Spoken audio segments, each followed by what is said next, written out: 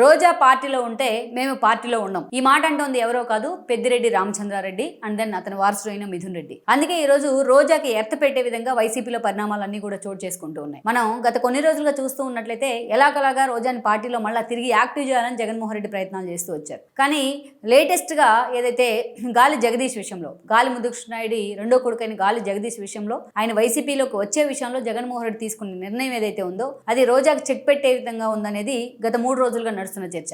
At the same time ఈ చర్య వెనుక, ఈ స్థాయిలో గాలి జగదీష్ని పార్టీలోకి తీసుకురావడం వెనుక పెద్దిరెడ్డి అండ్ దెన్ మిథున్ రెడ్డి ఉన్నారనేది ఆ పార్టీ వైపు నుంచి వస్తున్న లీక్. అయితే ఇందులో వాస్తవం ఎంత? నిజంగానే పెద్దిరెడ్డి రామచంద్రారెడ్డి తనకు అవకాశం వచ్చింది కాబట్టే రోజాకి ఎత్తబెట్టే ప్రయత్నం చేస్తూ ఉన్నారా? సో రోజా ఉంటే పార్టీలో మేము ఉన్నాం అనేదాకా కూడా ఆ తండ్రి కొడుకులు ఎందుకు వచ్చే పరిస్థితుంది? ఇక పూర్తి స్థాయిలో జగన్మోహన్ రెడ్డి అటు పెద్దిరెడ్డి కావాలా లేకపోతే ఇటు రోజా కావాలని తేల్చుకునే పక్షంలో ఈరోజు జగన్మోహన్ రెడ్డి డైల్మాలో ఉన్నారా అంటే